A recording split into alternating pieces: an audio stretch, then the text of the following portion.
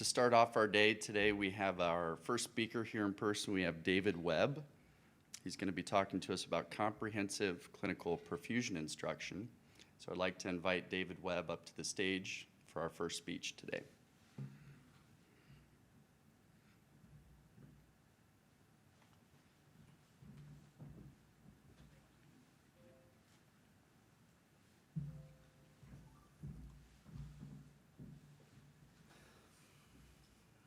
Where is everyone? Well, this particular talk, it doesn't really go with the theme of everything, and I do have an agenda today for this talk, and that is to get more clinical sites. So my name is David Webb, and I'm the program director of this new perfusion school. It's nascent. We're scheduled for our site visit in the fall of this year. Here are all of our faculty members for the program. We're all involved in teaching in the school itself, as well as other related responsibilities. And if we think about what's going on right now, we have about 4 brand new perfusion schools coming online this year. And there are roughly about 1,000 cardiac centers that do open heart surgery. And of the 1,000 centers that do open heart surgery, there are only about 500 that are suitable for students. They have the appropriate volume of cases, the appropriate mix of cases. And you can imagine with having, we're gonna be up to 21 schools by the end of the year. We're all trying to get clinical sites, and we're really struggling in this department. And so, from my experience, the most apprehension that I've found with speaking to clinical instructors is, you know, maybe they haven't done any instruction for a while, and they have a lot of apprehension from working with students that are just completed their didactics. And so they don't know what to expect. So I've kind of created this to start the conversation. So as far as clinical instruction goes, the qualifications and responsibilities of the perfusion clinical instructor are as follows. You have to be an ABCP certified perfusionist. These standards are set forth by the ACPE that works to accredit perfusion programs through CAHEP. The clinical instructor has to be knowledgeable and effective in teaching the subject assigned. What is the subject assigned? It's the case. It's the procedure for that particular clinical scenario. The clinical instructor needs to be knowledgeable of program goals, clinical objectives, and the clinical evaluation system. In the red, students love things in red because anything in red, I tell them you're gonna see that again. So hopefully we'll get some participation in terms of clinical affiliates amongst you guys, or places that you may know, they may wanna have students. So please, let's communicate after this talk. But these 4 items in red are our goals at Lipscomb's program. The clinical objectives, that's something that is decided upon between the clinical instructor and the perfusion student. And the clinical evaluation system's pretty straightforward. There are 23 criteria, 5 are behavioral. And at such time that you become a clinical affiliate, then the evaluation system will be, you know, demonstrated thoroughly. You'll have a thorough understanding, and the students have a thorough understanding of that system.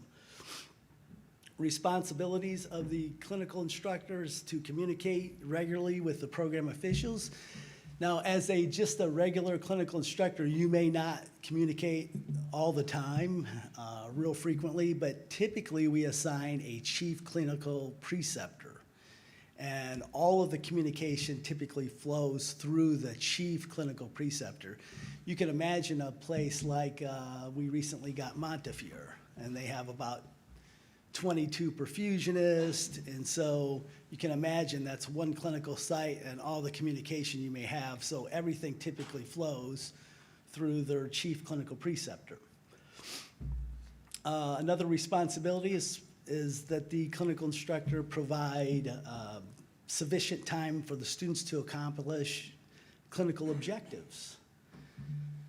So that would be, you go on pump or whatever, and you got to give the student the opportunity to respond. You can't just say, oh, you got to do this, and you do it for them. You got to give them an opportunity.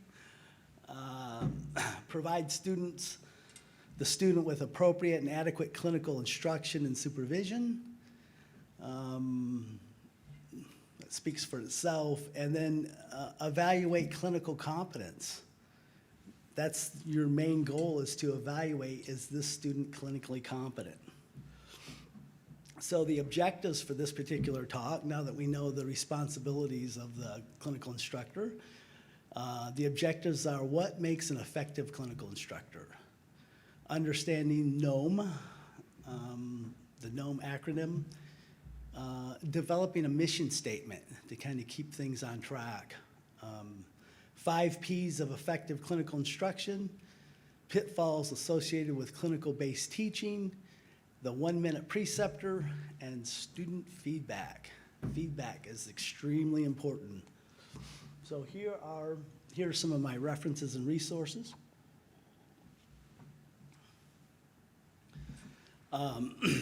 KHAP and Mr. Riley, and then Perfusion student feedback. Some of this was created. I was the program director at Vanderbilt for several years, and I've through feedback at that time,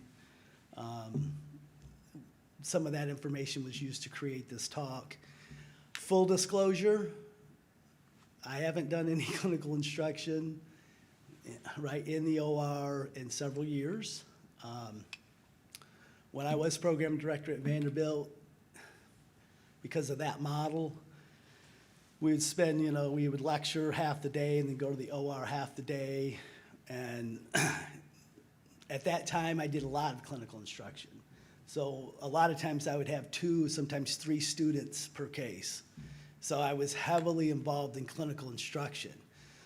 The Lipscomb model is more similar to like Midwestern model, where it's, it's a year of didactics and then a year of clinical. So with this new job that I have, I don't really do any clinical instruction as of yet. I don't even do cases. I just recently took the CAPE. I retook the CAPE because I figured I need to make sure that I'm telling them the appropriate information. So again, I haven't done clinical instruction in a while, but I used to do it a lot. So the clinical instructor is the role model for the student. So the student's going to look to you to how to act, professionalism, how to dress, how to communicate. The clinical instructor establishes all these standards, and quite frankly, the clinical instructors spend the most time with the students. You spend a significant amount of time with the students. The clinical instructor demonstrates the characteristics of a perfusionist. What makes an effective instructor? They demonstrate respect for the learner. They challenge the learner, encourage the learner to focus on things they can use immediately, practice, and take responsibility for. And they understand the NOM. So here's NOM. The acronym for NOM is goals, and this is to establish at least 1 goal per procedure. So this requires that the clinical instructor establish some type of rapport with the student, and you want to identify the goals of the learner, the goals of the student. So if the goal is to, do vacuum assist venous drainage. So for every procedure, you want to identify at least 1 goal for that procedure, 1 goal to focus on, to kind of do some education on, do something so that they have information that they can take with them or a skill to take with them to the next procedure. Needs. And this is the learner's deficit in relation to the goals. What are the students' needs? If you've worked with the students in the past, where are their deficits? Where do they need additional training? Objectives. What are the performance standards relative to the goals? So I just mentioned our particular assessment rubrics has 23 criteria. Each one of the criteria will have it in great detail. It will have spelled out what type of objectives are associated with that particular assessment criteria. So you go through that with them. What does this mean? What does this look like? Methods.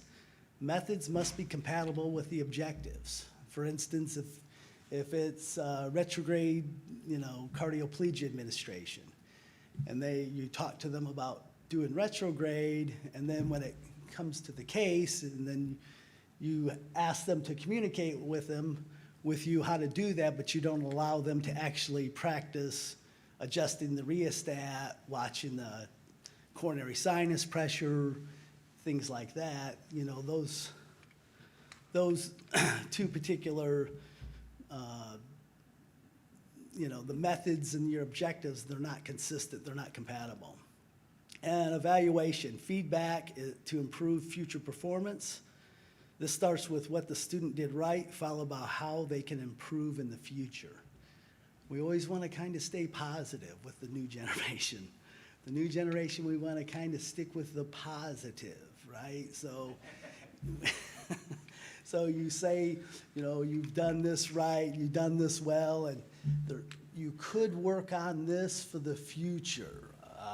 The student desires success, but due to lack of experience, they require guidance. And the clinical instructor provides that guidance. Mission statement. This is mentioned in here because, this is something that you can often mention to your students to keep them focused and keep them on track with why they're there, why they're learning to do perfusion. The mission statement for Lipscomb is to prepare future leaders in cardiovascular perfusion to provide world-class patient care through Christ-centered, faith-based education. Your mission may be to provide world-class patient care. That may be the mission for your department or for your hospital. So you mention that to the students often to keep them focused on the whole intent of pursuing perfusion education. Remember, we're training our replacement. So the people who will be taking care of us are the people we're training to take care of us.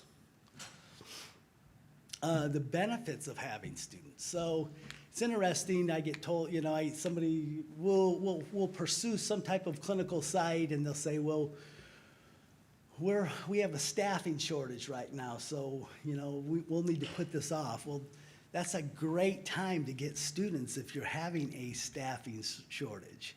The students, they need to perform all of the functions of the perfusionist. Well, that includes cleaning the heart-lung machines. That includes doing quality controls. That includes rounding on patients. That includes every facet of perfusion. So they can help you with, some of that. Cleaning heater coolers. Some perfusionists clean their own heater coolers.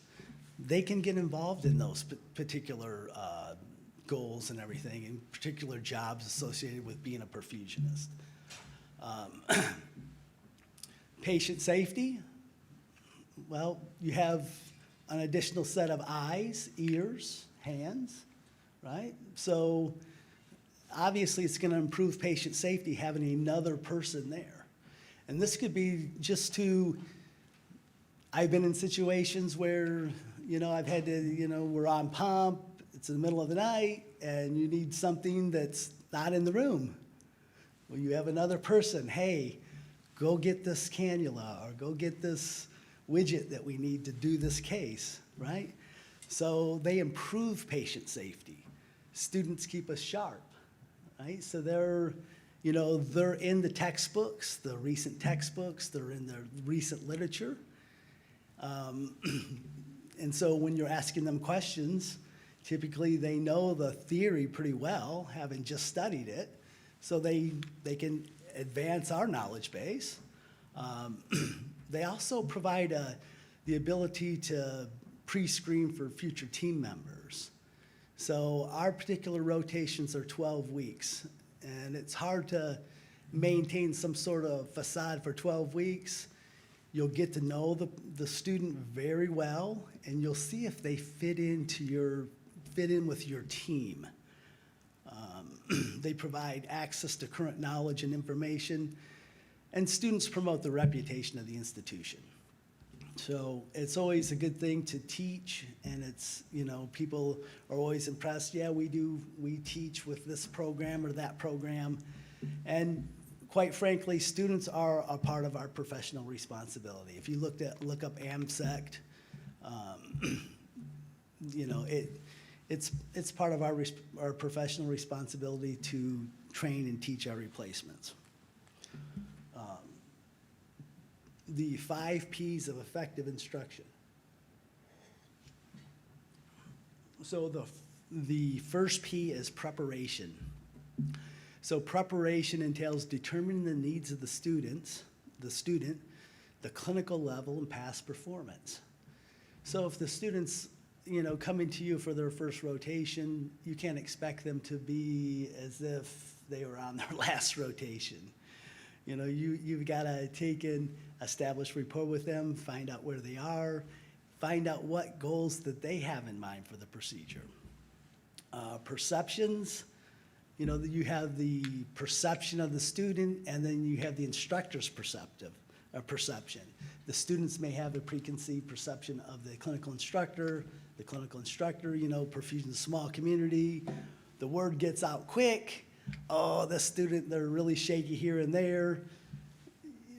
We need to establish the perceptions of both the student and, you know, and analyze their perception of you as a clinical instructor. Professionalism, you know, they're going to be looking at you for, you know, how they dress, how they talk, how they act. You will set the standard for the student. You know, it's always a good idea to use, you know, names. Instead of saying, hey, student, or, you know, you use their name, and you know, you demonstrate that they're important, you know, to the success of your cardiac surgery program. You get them involved. Presentation should focus on the student's attention. Get their attention, keep them engaged. Participation, that's bilateral participation, eye contact, questioning, feedback, and praise. Praise is important. Back in the day, they'd just say, smack you on the head and say, don't do that. Can't do that now. You got to kind of call them and say, you know, it's probably not a good idea to do that, but what you really did well was you sat up straight, you had a smile on your face, you know, even though you can't see it with the mask on. The clinical arena. In the clinical arena, you want to avoid long lectures, you know, or, you know, long lectures. You're in a clinical setting, things are changing rapidly. It's not the time to go into long lectures on, you know, the clotting cascade or a complement activation or something, inflammatory response. It's just not the right place to do that. You want to demonstrate enthusiasm. If you don't want to be there, they're going to start questioning, do I want to be here? You want to give meaningful responsibility. So, excuse me, when they come in, you say, will you go run the cell saver, right? They're there to learn perfusion, and you say, well, you go run the cell saver, you take care of that over there, or you run the pump sucker today, right? And the clinical instructor, you have to possess credible clinical skills. So if you don't, they're gonna start questioning if they can learn from you or if they should learn from you. You wanna recognize behavioral habits and hangups. All perfusionists have them. So the student comes in and you say, look, I want 3 clamps in this position on the heart-lung machine, and I want this drug set right here. You know, those are hang-ups. You might say, this is how I prefer to have things set up, and so I don't make a mistake. And, but, you know, when you leave here, you know, you can do it any way that you feel suitable. But, you know, if you're working with me, you can still have them, and the students they'll do it your way. They've been taught very well to listen to their clinical instructors because they're the experts for that, for those clinical scenarios. Pitfalls of clinical-based instruction. So one pitfall would be taking over the case. So the student makes an error, the student makes a mistake, we all make mistakes, and you say, that's it, I'm taking over the case, you sit in the corner, or whatever. Not a good situation for the student. Inappropriate lectures or scolding the student in the OR during a procedure is not the time to be doing things like that. Insufficient wait time. So the surgeon speaking into the chest says, turn the vent up. The student's not gonna hear that. If you guys have, you know, the clinical instructor, they've been doing clinical cases, possibly with that surgeon for many years, and they know the mumbles. They know the mumbles, they know where they are in the procedure, and you reach over and turn the vent up and saying, the surgeon is requesting that your vent be turned up. Allow them to react so that they can learn that, oh, that means turn the vent up. And they'll eventually get there. Again, it's gonna be where they are in their rotation cycle and whatnot. When they first arrive versus by the time they leave, if you give them sufficient weight, you know, you give them sufficient time to react and respond, by the end of the rotation, they should be, you know, working more independently. And then pre-programmed answers. So you say, this drug neosynephrine, what does it do? And you're looking for, it increases pressure or SVR, and they start talking about, well, it's an alpha agonist, and they're going through, and this, it should increase SVR, you know, it should do this and that, and you're looking for one thing. Shouldn't do that. You should allow them to expound on everything, and hopefully they will mention something, that answer that you had in mind. The 1-minute preceptor. And again, you guys are seeing that I've read all these studies, I've done a lot of clinical instruction myself, and I'm kind of putting them all into one comprehensive talk here. So the 1-minute preceptor, you want to get commitment. You know, do you want to be here? Do you want to do this case? This is a, you know, arch replacement or something with circ arrest, and get a commitment that they want to be there and they want to succeed. You want to probe for supporting evidence. So it's a circ arrest case. So what are the limits on circulatory arrest? What kind of drugs are we going to give if we got to turn the pump off? Tell the student what they did right. Again, we have a new generation. So tell them what they did right. Give praise before we start going to things that they did wrong or things that they can improve upon. Teach general rules. You know, teach general perfusion rules, not your habits, your hang-ups, and it's hard because each of us as perfusionists, as clinical perfusionists, we've developed our own techniques. We've developed our own ways of doing things that have been proven to be safe over time. And so when you come in with a student and you start telling them your ways of doing things, which you should, but you want to keep in mind that general rules, general perfusion concepts, not habits and hangups. Provide feedback to correct deficiencies. Feedback, feedback, feedback. It should be positive and it should be corrective. So, and I know that that's hard at times when you want to just say, don't do that ever again. But you got to say, well, this is things that you've done right, and these are things you can improve upon. Feedback. The perfusion education system centers on cardiac surgery operating room and the perfusionist teacher who serves as a preceptor for the perfusion student. One method to improve quality of perfusion education is to create a valid method for perfusion students to give feedback to the clinical teacher, right? So if you want to be an effective clinical instructor, you need feedback as well, right? You're going to have to get some type of feedback if you're effective or not. If used effectively, performance appraisal systems keep employees focused on the vision, the mission, and the goals of the organization. Instructor appraisals, when based on valid job analysis, can aid in improved performance, or in the case of perfusion education program, can aid in improving the quality of perfusion education. I bring this up because as a previous director at Vanderbilt, I was also the chief, so I integrated it. My goal was to have a good school and a good department. So I integrated it to make it a part, clinical instruction, a part of the employees' annual evaluation. I wanted to improve both.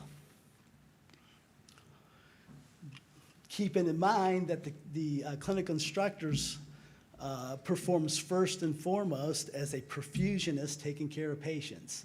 The patient comes first, right? So I'm here talking about students and working with students. The patient always comes first. Clinical instruction adds another dimension of activity to the perfusionist's already important role. One more thing they have to pay attention to. They've got 100 things to pay attention to. We've added one more to the mix. Expectations need to be communicated and understood for quality improvement to be realized.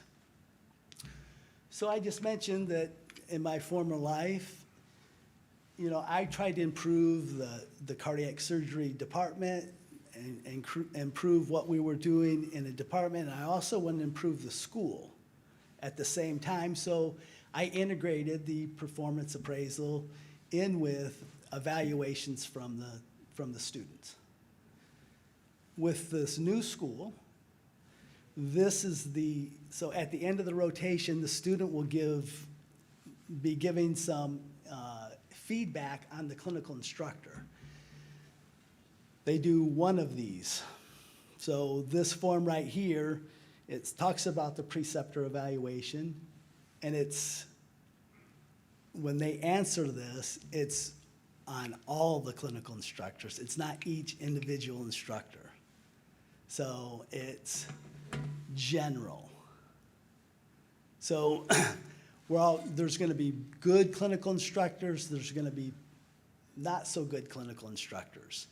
This evaluation system that I've created, so now my responsibility, I'm strictly focused on perfusion education. And I realize that clinical instructors don't get paid for doing clinical instruction. And I highly value their skills, their ability to work with students.